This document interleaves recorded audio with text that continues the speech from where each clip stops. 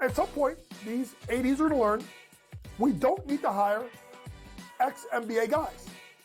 I need guys with college experience who's gone out and recruited, who knows how to develop talent. NBA guys with no college experience don't work in college basketball. I understand they run NBA-style offenses, but it doesn't mean they can run college programs. Betting above the rim, only on SportsGrid.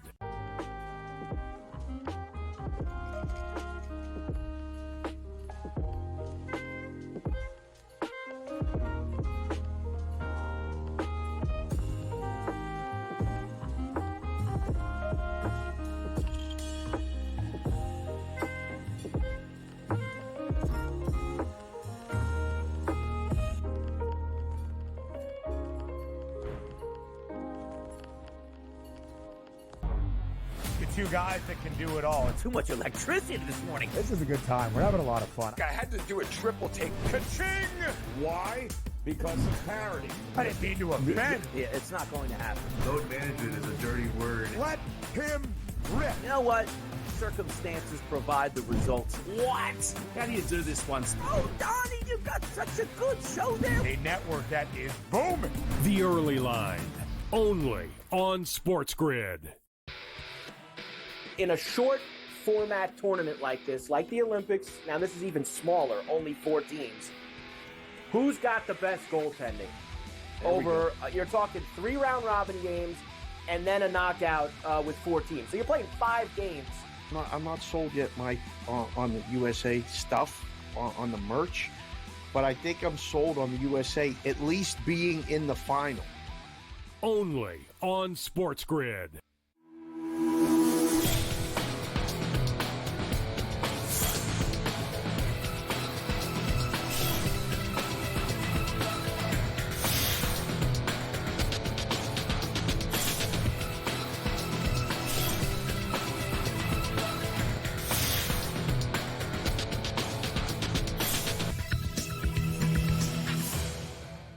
Good morning. Welcome to NewsWire here on SportsGrid. I'm Craig Mish, midweek edition of our NewsWire show here on SportsGrid. By the way, the sun is out in Florida and Arizona. I know that everyone out there is very cold everywhere else, but spring training underway, pitchers and catchers reporting in Major League Baseball. Lots of baseball coverage coming your way over the next few weeks. In addition, we've got college basketball coverage to talk about. We'll go over the games last night. Gilbert McGregor will join us courtesy of Sporting News. Also, Simon Applebaum of the podcast tomorrow will be televised. And Sam McQuillan from Legal Sports Report is in the house. Talk about the very latest in sports betting as well. We also have some news in the NFL regarding an NFL head coach just hired, in fact, immediately after we wrapped up the show yesterday. But let's begin with a big shakeup in the world of sports betting, and this is pertaining to BetMGM. Entain, the company that is partnered with BetMGM, is looking for new leadership. They announced yesterday that the CEO, Gavin Isaacs, is stepping down immediately. Stella David once again takes over interim CEO. According to Tuesday's announcement, she was the previous CEO. No reason given for the sudden departure. It's a joint venture between BetMGM and Entain,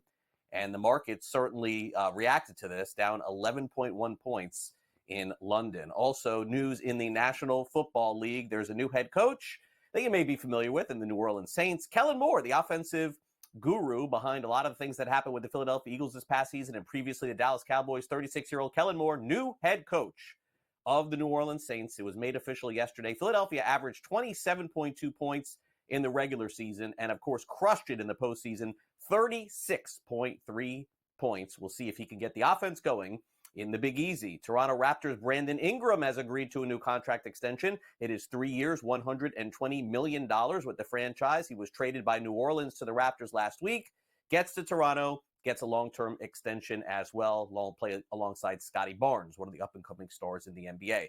Kevin Durant last night hit 30,000 career points with a free throw late in the third quarter after the game. He now joins LeBron James, Kareem Abdul-Jabbar, Karl Malone, Kobe Bryant, Jordan, Dirk, and Wilt in the 30,000-point club, as Durant, one of the best players now in the history of the NBA, still averaging 27 points per game, and he's going to his 15th All-Star game. Talked about the accomplishment in the loss, by the way, last night. Man, it's a true honor to be in the same category as those players who've helped shape the game and push the game forward. And That's always been my goal, is to get the most out of myself every day and the most out of my career. And so to be mentioned with those guys means I'm doing something right with myself. I feel like I'm, all the people that helped me out throughout this journey, I always talk about them and how much they mean to me and how much they impacted me to help me get to this point. So, just grateful for all my teammates, coaches, family, friends that just poured in me, invested in me as a basketball player. So it means a lot. Memphis did beat the Phoenix Suns last night by a final of 119-112 in that game. John Morant, by the way, gave Durant the basketball. Really nice gesture there. All right, no nice gesture by the New York Knicks. Karl Anthony Towns, 40 points. Josh Hart had 30. New York beats Indiana. Final score 128-115. Indiana was within 8 early in the fourth quarter, but the Knicks ended up pulling away. Boy, Rick Carlisle, the head coach of the Indiana Pacers, you have to say after this one could have chosen a lot of different words, but didn't mince any in the post-game press conference. We were not good, and we struggled, and it was just a rough night. It's your 5th game in a row at 33% or worse from deep. Do you like the attempts you guys are still getting, or is there something to that pattern of what's going on? I'll look at them. My recollection is a lot of them are pretty good, and it's a process thing. Shot making goes up and down, but we just can't allow it to affect other parts of our game. And so I'll take a look at tonight's shots. But, defensive traction is tough to get when you lose the boards by, 10 or 12, whatever it was tonight. And I guess we lost it by 12. And, it just – we had a hard time getting anything going, and the calls weren't going our way. just a difficult night. Despondent, fair word to say. How about rock bottom? Is that the case now with the Philadelphia 76ers? My goodness, they are now 20-33 on the season. They lose last night to Toronto. Final score 106-103. Even Joel Embiid played in this one, and it didn't make a difference. The 76ers could be looking at next season. Meanwhile, late in the game, Embiid had a wide open attempt to tie the game at 3, but he ended up passing the ball. Drove down in the lane and passed down 3 with no time left. Nick Nurse, head coach, Joel Embiid, talked about that decision. Well, just, to make the right play, and I think we did. He must not have felt confident enough to make it or take the 3, because we certainly made the right read and had an opportunity there. But in the last one, we were just trying to get a 3 up, get a decent shot there. Just pretty short on it, but had an opportunity for sure there in the second to last possession. Tough on one, we got to shoot that one. The game was going. I had ball 1 and then down 2. I thought I could just step in and shoot the mid range. Looking back at it, probably shouldn't have taken a wide open shot and make it. Tough one. Just take the easy ones and live with it. All right, so the 76ers hit rock bottom. Meanwhile, speaking of rock bottom, how about losing 71-29 at the half? That's there too. The Pistons were beating the Chicago Bulls by that score at halftime, 132-92 the final. Also, Alex Len signed with the LA Lakers. He is a free agent center, 12th year. They're just looking for big men at this point. All right, in college basketball, great game last night, in case you missed it, in the Big Ten between Purdue and Michigan. Purdue, of course, ranked number 7 in the country. Probably not going to be that next week. Michigan outlasts them 75-73. They assure themselves at least a tie for first place in the conference with the win. What a great environment that Dusty May discussed after the game. Michigan just comes out with a win and wins by 2, exactly what Dusty was looking for. What an amazing environment to play college basketball game in, the energy, the enthusiasm. And we always try to do our part to keep everyone on their toes until the very, very end. So I credit our guys as well. But just really happy for our group. They stayed the course. there were some times throughout the game that we generated great looks, we generated shots at the rim, and they weren't dropping. And the easy thing to do is to drop your head and get in your own feelings. And I thought they stayed together, they stayed poised, they kept battling, they kept working. Our assistant coaches did an unbelievable job with the scout, with the curveballs we were able to throw. And we used everything in the arsenal to try to slow down Braden and Trey and those guys. And man, it's a good basketball team. We can't have any more respect for a program than we do Purdue. Big win last night for Michigan. Meanwhile, UConn took on Creighton last night, and UConn basically had a 38-point performance. 70-66 was the final. Liam McNeely was the big scorer there. Wild game, wild finish. More on this game, by the way, coming up a little bit later in the show. Dan Hurley, also somebody that didn't mince words at the end of the game.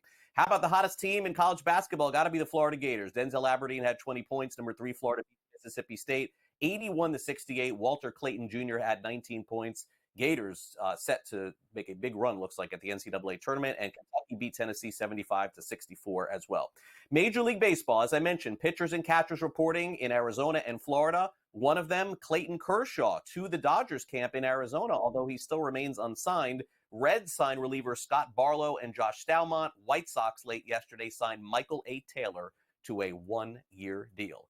Coming up after the break, we dive into the NBA. Right before the All-Star break, Gilbert McGregor joins us next.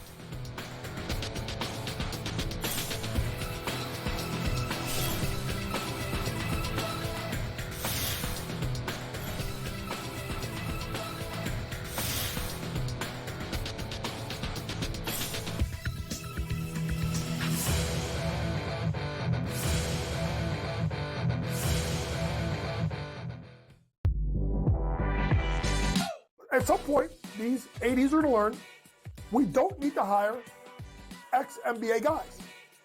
I need guys with college experience who's gone out and recruited, who knows how to develop talent. NBA guys with no college experience don't work in college basketball. I understand they run NBA-style offenses, but it doesn't mean they can run college programs. Betting above the rim, only on SportsGrid.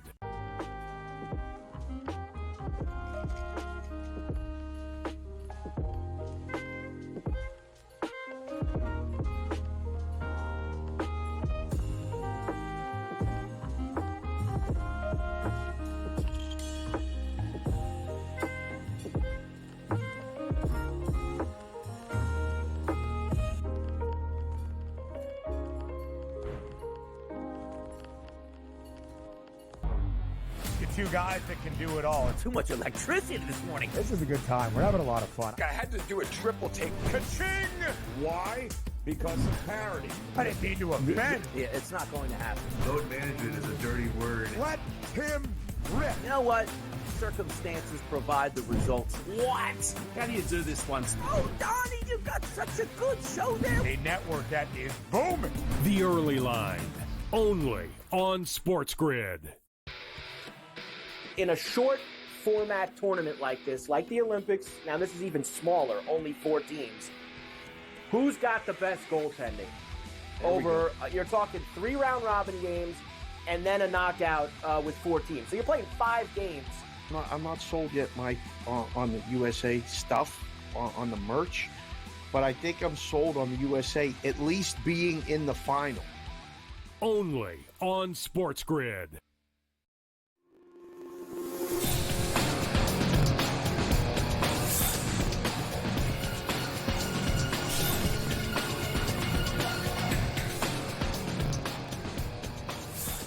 Welcome back to NewsWire. The NBA All-Star break is almost upon us here. All-Star weekend and then an extended break for the NBA. They instituted a week off a few years ago, and that's what's coming up upon us here this weekend. In fact, games, I believe, tomorrow, and then that's it. Let's join Gilbert McGregor. He's with us here, courtesy of Sporting News. Gilbert, great to have you back here on the show. And so, look, a lot of noise being made at the trade deadline and certainly going into the All-Star game. Everyone's talking about Luka and the injury to Anthony Davis. But, hey, Brandon Ingram ended up getting paid yesterday. I mean, the Raptors' future is pretty bright here. Scotty Barnes and Ingram and some others. And I know he's not playing right now, but this move was made not just maybe for the end of the season, but also for the future. It seems to me that the Raptors feel like they're in win-now mode in the East. Absolutely. Win now or at least win pretty soon. You look at it like that, and I think it's really good business to trade for a player that you would not have been able to sign outright this offseason and get a fair deal. 3 years, $120 million is a lot of money, but in the grand scheme of things, the way the salary cap shakes out, I think it's a very fair deal for a guy like Brandon Ingram, who, like you said, fits in next to Scotty Barnes and Emmanuel Quickly and RJ Barrett. So the Raptors are struggling this season. Brandon Ingram is still working his way back from injury, but once he gets healthy, there's no questions about his immediate or distant future in Toronto, and they can start building around that core that they have. And I think that in the Eastern Conference, they have a very bright future. Yeah, would agree. All right, so let's get to the NBA last night. The New York Knicks, they beat the Indiana Pacers. We just heard from Rick Carlisle. Boy, he was not too happy, Gilbert, with that effort last night, specifically with Karl Anthony Towns putting up a 40 spot, 14 of 23 from the field. And, this is kind of who the Knicks have been. Very streaky over the course of the year, winning 5 in a row, 6 in a row, 5 in a row. A lot of streaks, then going the other way sometimes. But a pretty clean win for them against Indiana last night. Very clean win, Craig, and I think that explaining their streakiness is a great way to kind of define that win that they had last night. Karl Anthony Towns with the 40-piece, Josh Hart, 30 points, 10 rebounds as well in that game. But it was a big response for New York on national television. Their last 2 national TV games didn't go very well over the weekend. They were flat out embarrassed by the Boston Celtics. And then the week before, it was the Lakers that did the embarrassment of the Knicks. So a response in front of a big-time audience. They really haven't gotten very many signature wins yet this season, but at least getting a win like that and taking care of business in a playoff rematch, as we indicated there on that graphic, is the first step, especially going towards the All-Star break. 30,000 points for Kevin Durant last night in the loss against the Memphis Grizzlies, 119 to 112. Huge accomplishment. You look at those names that he's with in the 30,000 point club. I mean, it's the who's who in the history of the NBA. All Hall of Famers involved there. And, really nice gesture, I thought, at the end of the game. Ja Morant had 26 points, went over, gave Durant the ball there. And, look, we probably make too much of little gestures that go on the court, but so much we make of Ja Morant's little things off the court sometimes, too. Maybe every once in a while it's time to give this kid some credit. No, absolutely. Big time there from Ja Morant. It was really cool to see him talk about how he's idolized Kevin Durant, and a big win for the Grizzlies. But when you talk about the 30,000 points, which is something that's a story that will probably last much longer than the game itself, and there are some questions about the Suns, and the Grizzlies did take care of business in that one. But I remember seeing Kevin Durant play for the first time as a freshman at Texas. I got a chance to see him, and I probably could have imagined him getting to this point and thinking about him scoring 30,000 points in his career, and probably could be even more had he not dealt with the injuries that he's dealt with. He truly is a special player, still playing at a very high level. And one of the guys, when you talk about LeBron James and Steph Curry, you have to talk about Kevin Durant and not taking it for granted, because we don't know how much longer he will be able to play, but the way his game is and the way it's aging is definitely something you should cherish while you still can. Yeah, 100%. All right, so the bad news for Memphis is they're on a back-to-back, though, tonight. So they travel to take on the Clippers. I mean, this is the dynamic of the NBA. And, certainly total 237. The odds makers are telling us it could be a close game. I don't know what your theory is on back-to-back nights. I guess it's different scenarios for every team here. Generally speaking, is Memphis a team that you would back on a back-to-back here, Gilbert, tonight? This is one I would keep a close eye on the injury report and not make a decision on who I would take until we get more and who's going to play and who's not going to play. It was a pretty close game last night in Phoenix, and that flight to Los Angeles isn't too bad from Phoenix, but still, the Grizzlies might take a cautious approach, and you might see some of those key guys rest in this one. If those key guys play, I think they do keep it close, but I don't think they'll win by more than 5 points. So I like backing the Clippers in this one on a rest advantage. All right, fair enough. Speaking of teams that know each other, didn't Utah just play LA the other day? Okay, let's do it again. Lakers -8 tonight. I know the Jazz are not playing good defense, so we're probably going to see, I would say, a fairly big game for Luka. If you look at the odds tonight, my gosh, like his point total is 25.5. I think, if I'm not mistaken, Gilbert, Utah is like bottom 2 defensively in the NBA. So if there was ever a time for a breakout party, I know he was okay in the last game. Let's not get it twisted. But if there was ever a breakout time, maybe tonight's the night.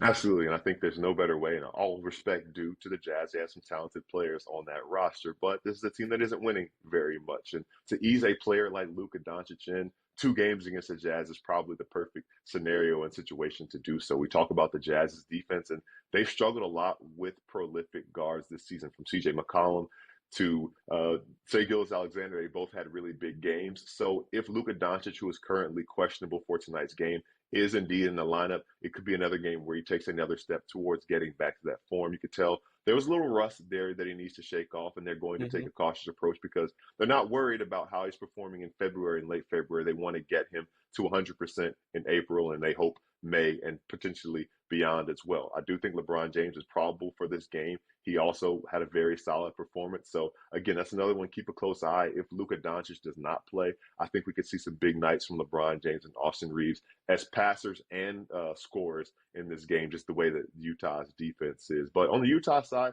they have a front court advantage. John Collins had a pretty good game last time. Walker Kessler, if he's back in the lineup as well. So I do like the Lakers in this one. I think they take care of business. But the way the injury report shakes out will determine how the game goes. Why would Luka not play? What did I miss? Is it just a matter of playing one game and then not the next? I mean, I know that's the nature of the NBA. Did I miss an injury or something?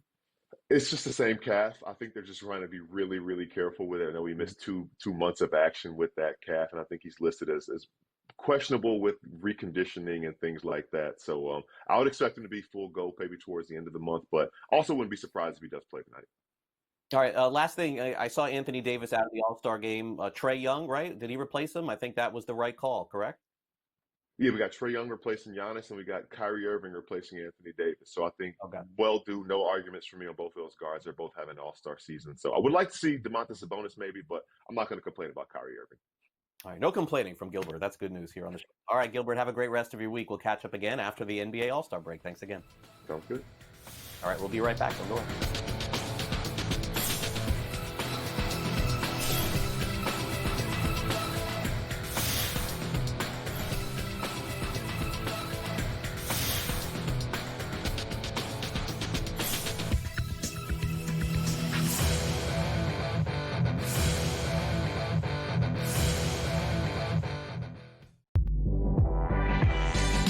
At some point, these ADs are going to learn we don't need to hire ex-NBA guys.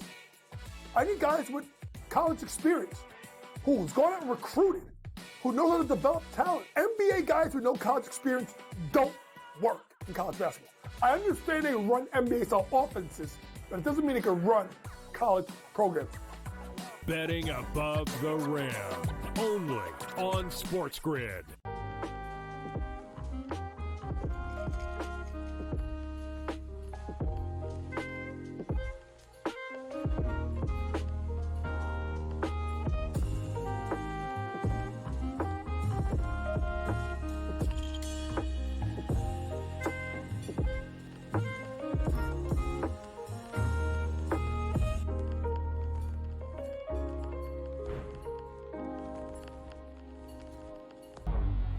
Two guys that can do it all. Too much electricity this morning. This is a good time. We're having a lot of fun. I had to do a triple take. Ka-ching!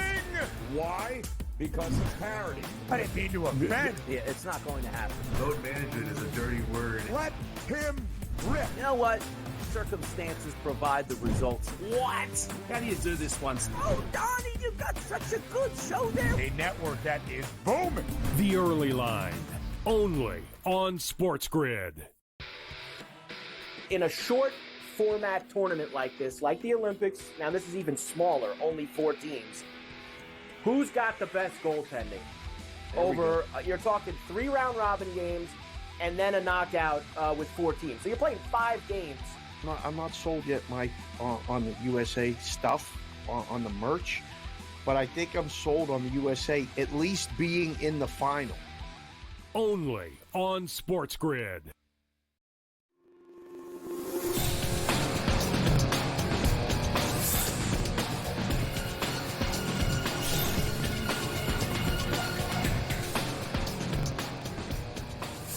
All right, welcome back to NewsWire here on SportsGrid. Special tournament getting set to go for a lot of players you may be familiar with in the National Hockey League and, of course, in Major League Baseball. We've got pitchers and catchers back on the field. Some players there as well. Time now for the SportsGrid Sound Off.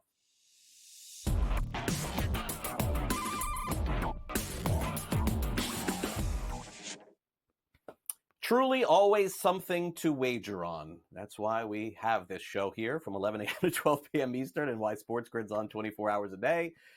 Your next opportunity is something that's brand new to me. It's called the Four Nations, and it's a hockey tournament. And Canada takes on Sweden tonight in the first game.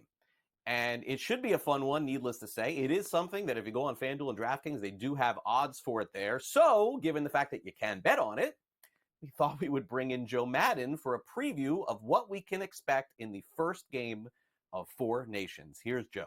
The NHL regular season will be paused between February 12th and 20th as we get to see the Four Nations face off. Now, this is in lieu of the All-Star games that we see annually, and I do think this is going to be a great demonstration of these players and these teams. So the Four Nations, we have Canada coming in as a front runner to take it all, coming in at plus 145, followed by Team USA at plus 155, followed by Sweden at plus 420, and Finland sitting there at plus 1,000. Now, when we look at these four teams, they will face each other once and earn those points. 3 points for a regulation win, 2 points for an overtime or shootout win, 1 point for overtime or shootout loss, and then 0 for a loss in reg. We are going to see the best out of all four of these teams. Sweden and Finland, something to account for between these teams is they've played more together than any other team out there, and Canada will have to adapt very fast to the style that they're going to come out with because a lot of these players haven't been able to play together in the past. So looking at Team USA, elite goaltending for them, strong forwards for Finland. We do have a great battle out there.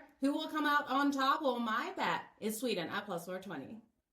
All right, thanks very much, Joe. And of course, you can catch all of the action live tonight and follow along with us here, as I am quite sure that on In-Game Live and Gabe will follow these games as well. All right, meanwhile, the Los Angeles Dodgers reported early to spring training. Of course, they're one of the few teams that get the season going in March. You saw Clayton Kershaw back on the field. Not even a Dodger yet, but all expected to re-sign with the Dodgers soon at some point.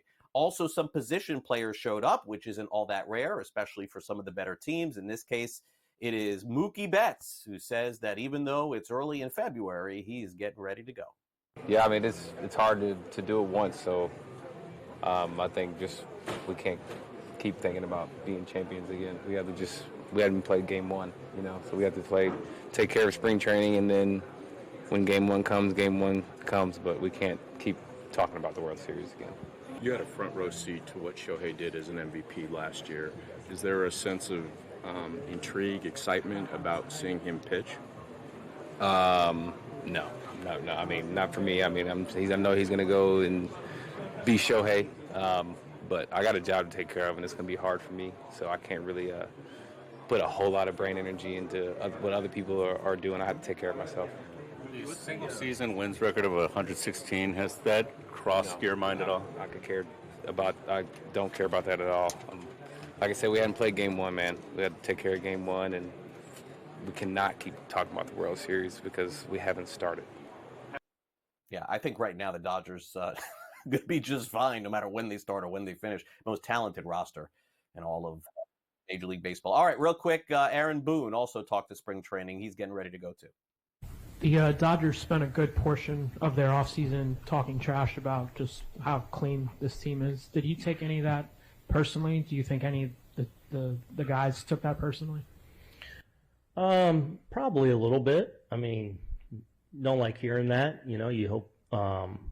But the reality is, we didn't play our best in the series, and they won. So, they have that right to say whatever. Hopefully we're in that position next year and handle things with a little more class. But, that the reality is it's a great team. It's a great organization with a lot of great people that, I happen to know and respect too. So, a few people, sounding off, isn't necessarily how I would want to draw it up, but they're the champs. They have that right. And they have the right to spend more money than any team and defer it all in Major League Baseball. Story for another day, I guess. All right, coming up next, Sam McQuillan joins us courtesy of Legal Sports Report. How much money did the state of Nevada win or lose this football season? We'll have that answer for you next. Don't go away.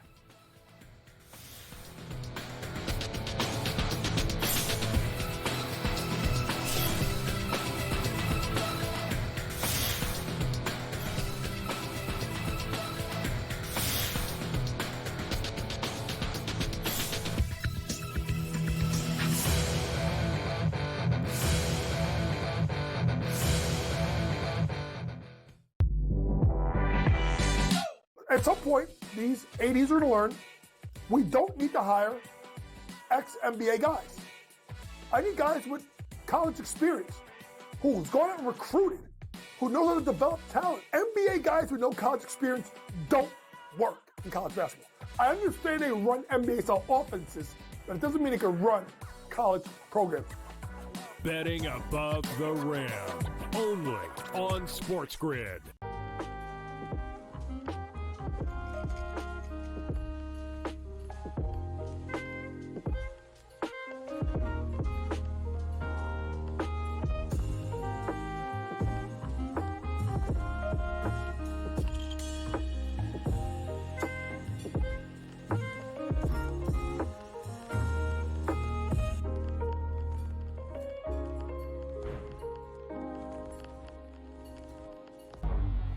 Two guys that can do it all. Too much electricity this morning. This is a good time. We're having a lot of fun. I had to do a triple take. Ka-ching!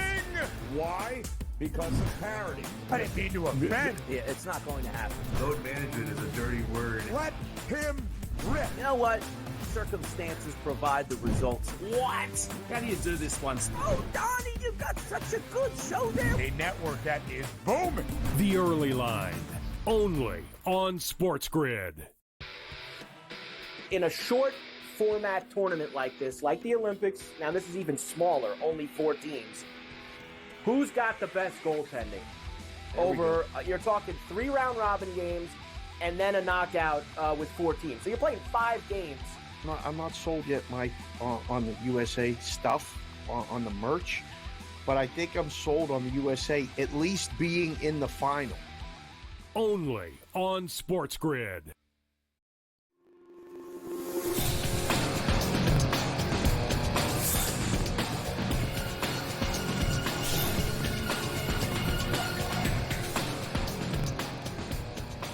All right, welcome back to NewsWire here on SportsGrid. Sam McQuillan's with us from Legal Sports Report. In case you were wondering who bet heavily on the Super Bowl, I don't know the answer to that, but I know the team that was bet heavily on the Super Bowl as we bring in Sam, because very clearly, if the books made money, that tells me that everyone was backing the Chiefs. Is that accurate? Wrong, Craig. This is actually a great case study in what happens in sports betting these days when you have public money going one way. So, the Eagles won 40-22. They actually secured the public victory on the spread, the money line, and the game total. So the books got hit hard on all these major markets. One Wall Street firm even called it the worst case scenario for the gambling companies they cover in terms of, the game outcome. But if this Super Bowl is evidence of anything, it's just that those markets really don't matter the way they used to. Yesterday, Nevada, which is the first state that reports this kind of stuff, it's also, where Las Vegas is. It's the biggest state usually every year for sports betting on the Super Bowl. They said that their sports books made the most money they ever have on a Super Bowl. That's $22 million in net win, about 15% hold rate, which is pretty much double what a normal hold rate usually yields on a Super Bowl or sports in general. And that's despite there being 20% less dollars wagered on the Super Bowl in Nevada this year versus last year. Now, that's kind of a different story. Tourism has been down in Nevada.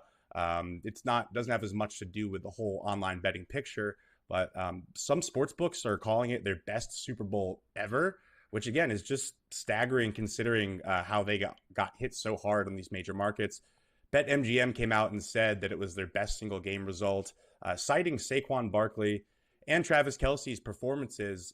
Those two players really ended up deciding the day for most of the gambling industry, just showing how important player props have become. They're not just and same game parlays that the player props are part of. They're not just these high margin bets for sports books now. They're really becoming legitimate ways to mitigate risk on the side of a game.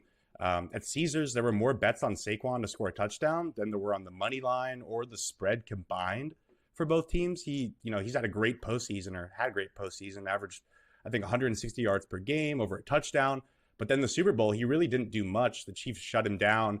And I know, watching this game, the sportsbooks had to be thinking, yes, we're so happy that Saquon is not doing anything.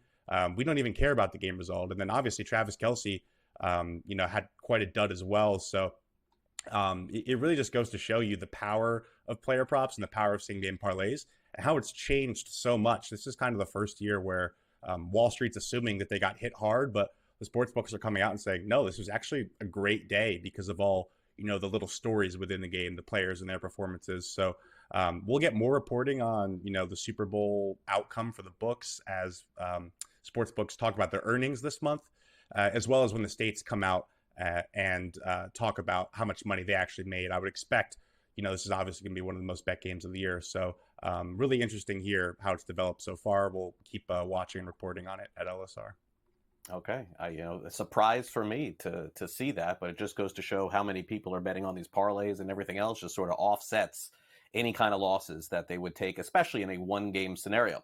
All right. So, Sam, a new article over at Legal Sports Report, a shakeup again with Entain, BetMGM. What is the reasoning behind them, flip-flopping around their CEOs? Is it not bringing in enough money? Is it just some leadership change, structural change? Because anytime this happens, I like to dive a little deeper into the reasoning. Yeah, for sure. It's got everyone kind of scratching their head around the industry as why this happened. This was Gavin Isaacs was Entain's CEO. He was appointed just about 6 months ago after coming from OpenBet, which was a really successful sports betting technology company that ended up selling for about $1 billion. He had basically just been getting on the job, had just touted how well their early returns are in 2025, saying he was optimistic for the rest of the year. But just yesterday, it was announced that he's stepping down immediately, and he will be replaced by Stella David, who was the interim CEO while they were searching for another CEO. But no explanation has really been given so far why he left. Entain is the parent company of BetMGM. They split the joint venture with MGM.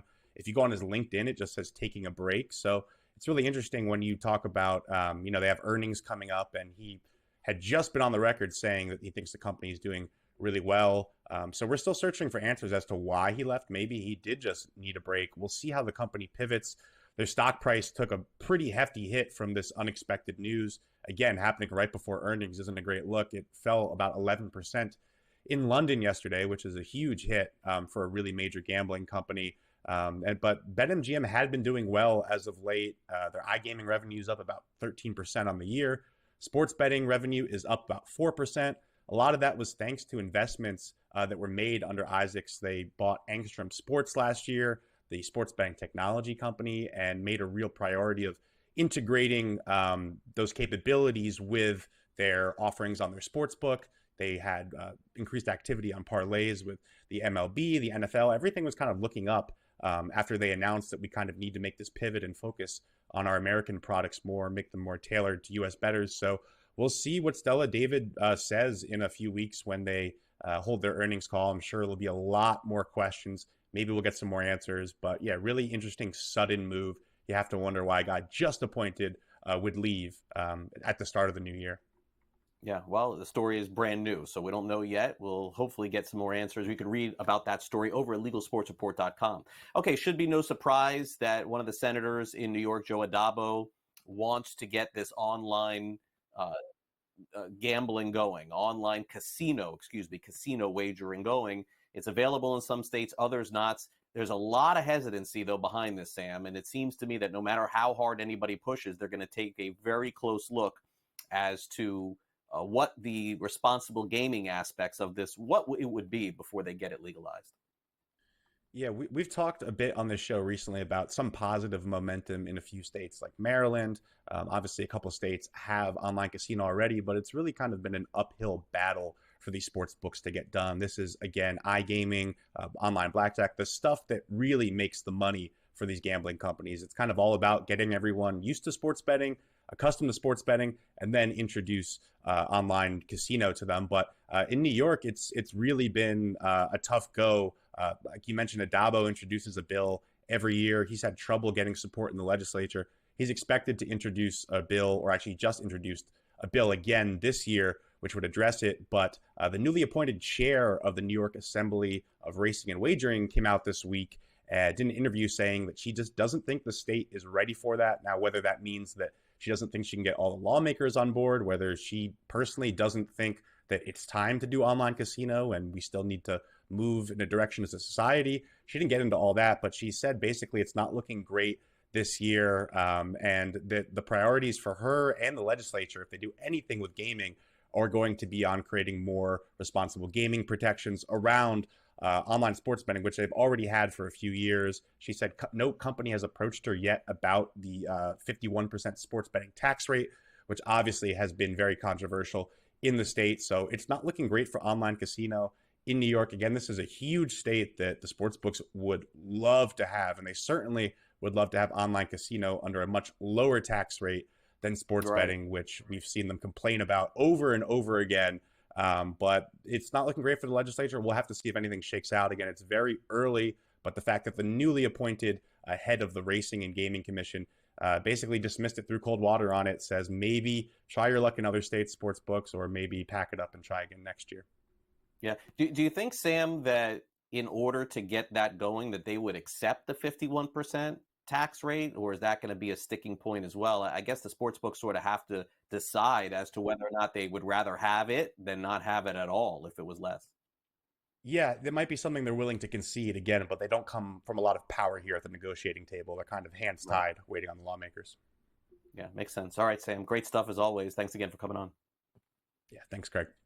Viewership way up for the Super Bowl. What were the numbers? Simon Applebaum tells us next. You're watching NewsWire on SportsGrid. We'll be right back.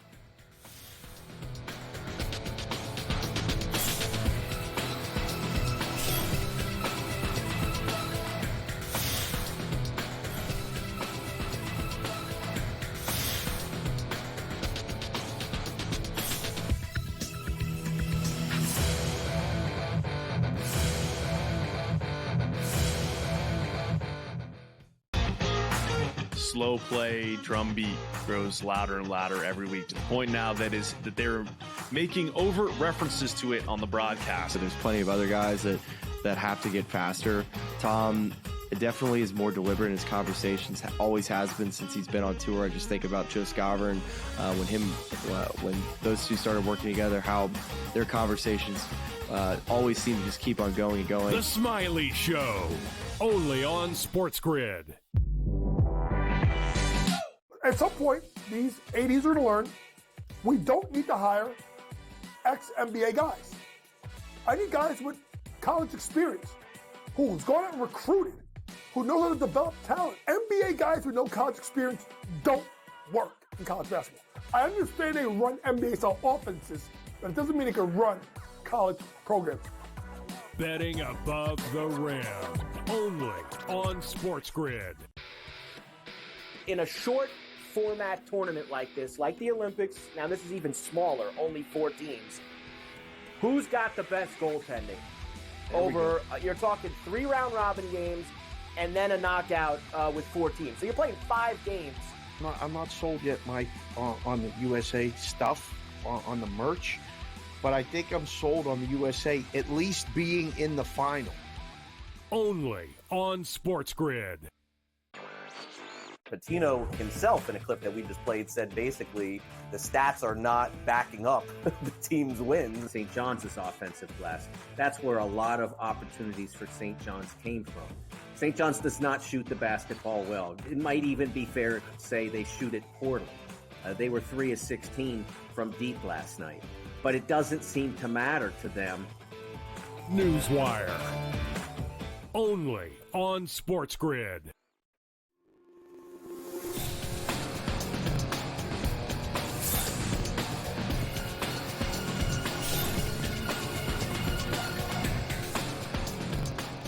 Welcome back to the NewsWire here on SportsGrid. I'm Craig Mish, joined by Simon Applebaum of the podcast Tomorrow Will Be Televised. The numbers are in from the Super Bowl, how many people are watching. And Simon, I guess it just goes to show you that no matter how bad the game is, people are going to watch that Super Bowl from start to finish, halftime show, and all of that. We'll get to that in just a second. But, you know, one of the other side stories on that was the performance of Tom Brady in his first year as analyst on the game. How do you think he performed? Mixed. At times he was terrific, especially down the stretch at the end when Kevin Burkhardt, the play-by-play man, asked him, what are the Chiefs feeling that they've been discombobulated and have no shot whatever to win the Super Bowl? So I thought it was Good in some spots, not good in others. And Burkhardt, by the way, was terrific. Let's go back to the numbers. It was 127 million people watching. And what you have to keep in mind is it wasn't all Fox. This is a combo result of Fox, Tubi, the multi-channel bundle, Fox Deportes, Telemundo, which, by the way, ran the ads that Fox sold. And also, I think this is the first or second time out-of-home viewing. So it talks about sports betting parlors, restaurants, hotels, regular bars, et cetera, et cetera, et cetera. And also people who may have seen on the web in some fashion. So this was a combo score. And by the way, Samba TV, an independent research firm, came out yesterday with a study suggesting that the number of TV households watching the game was down single digits from a year ago. When it came to the viewership, I think the big winner was Tubi. Not only did they have the opportunity to catch the game in two ways for their viewers, the Fox feed and the Ultra High Def feed, not only did they have the own pregame show, but they also were able to sell at the last minute 15-second spots at $500,000 a spot. And the spots went on so fast that they were able to get, Fox was able to give them more inventory to sell. So Tubi, I thought, was a big winner. I thought Burkhardt was good. Tom Brady, mixed. Kudos, by the way, to, I thought, the Eagles' defensive line, the front four, should have gotten the MVP along with Hurts. They discombobulated that offensive line of the Chiefs. They discombobulated Mahomes. It's maybe the worst that Patrick Mahomes has looked in any game, regular season or playoff game ever. The America the Beautiful and the Star Spangled Banner performance by John Petich were marvelous. Also, Kevin Harlan and Kurt Warner were great on Westworld Radio, and Rolando Cantu and Miguel Gerwitz on the Telemundo feed were really terrific. Two other points. Number one, the halftime show, a bomb, an absolute bomb. Disgraceful for the NFL, disgraceful for Kendrick Lamar, disgraceful for Apple Music that sponsored it.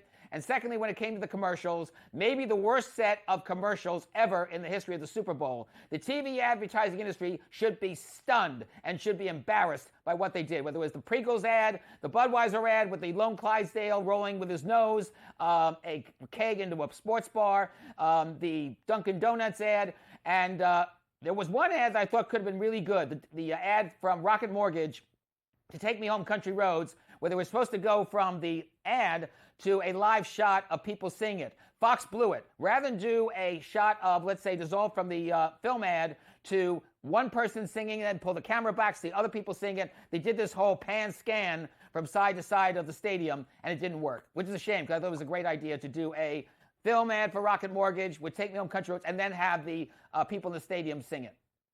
Yeah, well, I definitely could tell you that anytime I go on my phone on any level of social media, I'm seeing Serena Williams dancing. I mean, no matter where, and I'm not even watching it, they somehow are just sending this to me over and over and over again. So hopefully something else goes viral over the next few days and I can catch something else. All right, so how is this going to work? ESPN in some sort of maybe new contractual agreement taking on NFL Network? Like, who is producing NFL Network that NFL Network doesn't want to produce themselves? A little bizarre here.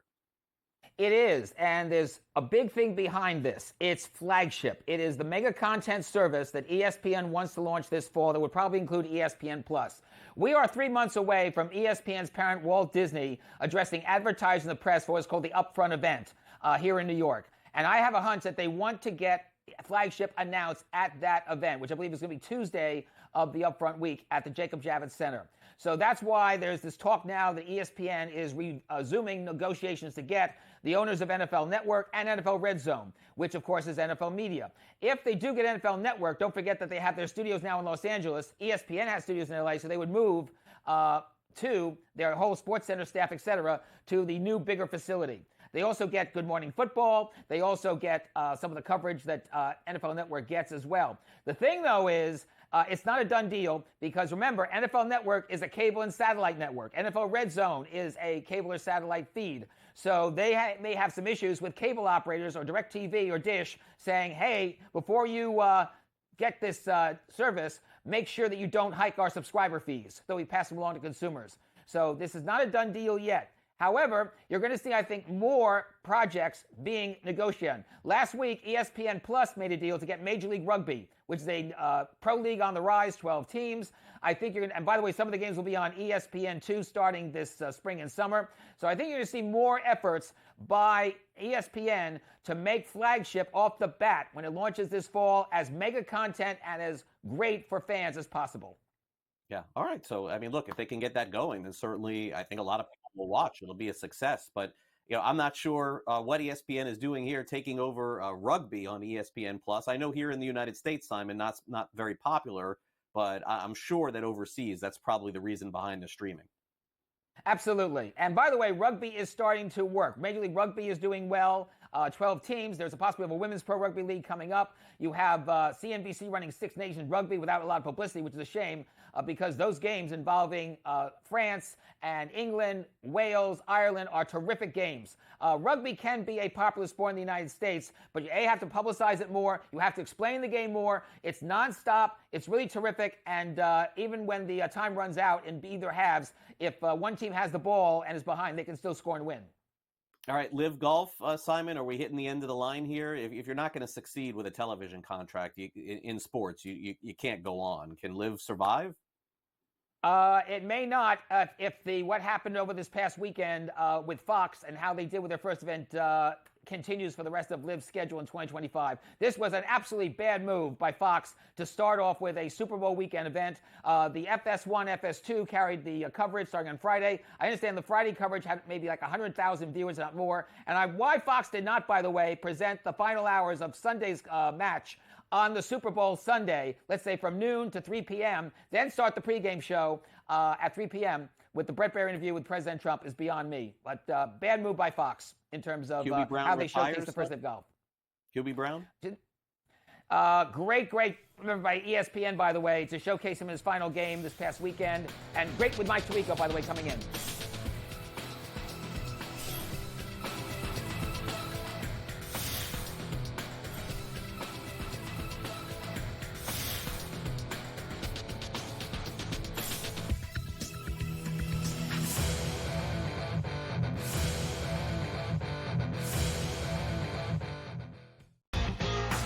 Slow play drum beat grows louder and louder every week to the point now that they're making overt references to it on the broadcast. So there's plenty of other guys that have to get faster.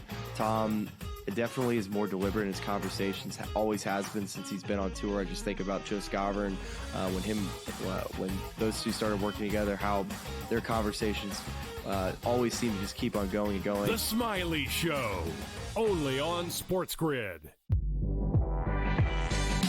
At some point, these ADs are going to learn we don't need to hire ex-NBA guys.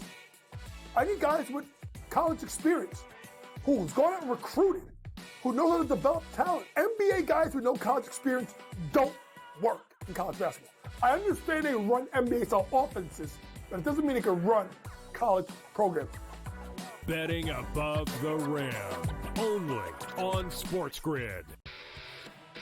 In a short format tournament like this, like the Olympics, now this is even smaller, only 4 teams, who's got the best goaltending? You're talking 3 round robin games and then a knockout with 4 teams. So you're playing 5 games. I'm not sold yet, Mike, on the USA stuff, on the merch, but I think I'm sold on the USA at least being in the final. Only on SportsGrid.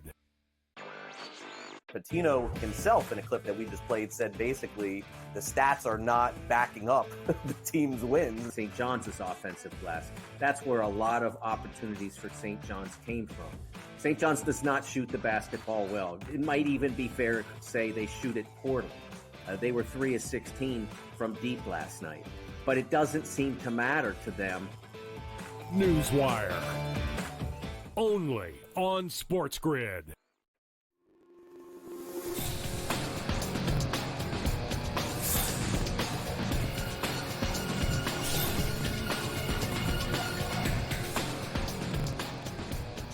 All right, welcome back to NewsWire here on SportsGrid. As we wrap things up, we talk about a change in the guard over at Churchill Downs. I'll tell you what I mean about that. Of course, the Triple Crown coming up pretty soon here. Also, a winner at the dog show event. We'll talk about that. And also a really likable coach once upon a time is becoming a little bit unlikable in college basketball. Time now for some Last Legs.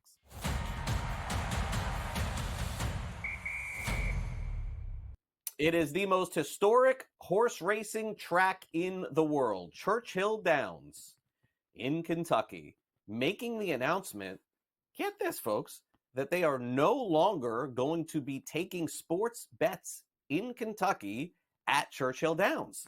What gives? Why is this going on? Are they, just taking in too many bets? Are the lines too long? No. They just basically said they're not getting anybody betting at Churchill Downs. How about that? No one going in to bet on sports at the horse track. They say they're still getting a lot of people betting online there, obviously, with their Churchill Downs app and everything like that. But nobody is, physically walking into the retail shop to place bets. And I think that this just goes to show you that even if you have a very popular spot to bet, people still do want to take out their phone, open up their apps, and bet online. So bid farewell to sports betting over at Churchill Downs when they have the Kentucky Derby coming up this year. If you're planning on going, you may not be able to place a sports bet. Obviously, you'll be able to bet on the horses. Now, did you have the winner at the Westminster Kennel Club dog show yesterday? Did you pick the winner? Luke, our director, did, apparently. He texted me during the show. He's like, I got Monty the Giant Schnauzer. That was the winner. Best in show at the Westminster Kennel Club dog show, taking the top prize after reaching the final round. Get this, for 3 years in a row. Now, look, I don't know the awareness of the dogs here, but I can't imagine being the owner of this dog, getting to the finals year one, you don't win. Getting to the finals year two, you don't win. And then finally capturing the Best in Show. By the way, Best in Show, pretty good movie too. I don't know if you've ever seen that, but good movie as well. So congratulations to Monty the Giant Schnauzer. I don't know what dogs like this would celebrate with, but having a dog of my own, certainly, I don't think my dog could ever compete in any of these events. My dog doesn't really do any tricks. My dog does listen very well, but I don't think my dog could perform at anything anytime soon. So anyway, congrats, Monty. You're a big winner. All right, now Dan Hurley, man, what is going on with Dan Hurley as the head coach of UConn? Dan Hurley's a great coach. Team's winning championships, doing a great job. But it seems like the fans are getting a little under Coach Hurley's skin a little bit. Now, in case you missed it, UConn did beat Creighton yesterday, okay? So that's the good news. But what is Coach doing on the way out, going in on the fans and after the fans? In fact, Hurley was showing his fingers to the fans, not the middle finger, by the way, but his other fingers to show how many championship rings that UConn has had. Now, he was complaining about the refs, and the student section was getting a little bit under his skin. But remember, I think it was like less than 2 weeks ago, Hurley didn't want his players going over to shake the hands of the other team at the end of the game. So this is like the second strange, bizarre incident that's happened. Now, grand scheme of things, we probably won't remember it, but it does seem like the pressure may be mounting a little bit on Dan Hurley here. We'll see what happens in the future. But needless to say, UConn probably headed to the NCAA tournament. Creighton, same thing. And got to keep it a little under wraps here. But if the student section is getting under your skin and you end up responding like Nick Sirianni did, remember, he ended up winning a Super Bowl. We don't talk about that anymore because he won the Super Bowl. Just don't worry about it. The students, Oh, it was Bobby Hurley last week. Oh, was it? Okay. So both Hurleys? Thanks, Frank. So both Hurley coaches are getting after it? I thought it was Dan Hurley. Maybe both of them have a lot of pressure. I don't know. No pressure for me. I'm done. Show is over in, 1 minute and 30 seconds. That's all the time I have left here with you guys today. But don't worry. I'll be right back here for another edition of NewsWire tomorrow. If you're leaving us for the day, you're making a big mistake. Smiley is coming up next at noon. He's got a great golf show prepared ahead of for you. The Genesis Open is coming up this week. I don't know if you saw this yesterday, but Tiger Woods announced he is not going to play at the Genesis this week. Still a lot of great golfers set to go. We'll check in with Brady Cannon on that. Coming up at 3 o'clock Eastern, we got Scott Farrell Coast to Coast, so make sure you stay tuned, followed by Game Time Decisions, In-Game Live, and then Gabe has Sports Rage tonight. In addition, our guests on the show today, Sam McQuillan from Legal Sports Report. Also, of course, thanks to Simon Applebaum, of the podcast tomorrow will be televised, and Gilbert McGregor from the Sporting News. Also, thanks to our director, Luke, and for my producer, Frank, I'm Craig Mish. Hope you enjoy the rest of your midweek here on Sports Grid. If you're leaving us, have a great day. If not, stick around, and I'll be right back here with you tomorrow for our next edition of NewsWire. That's 11 a.m. Eastern, exclusively here on Sports Grid. Have a great day, everyone. See you then.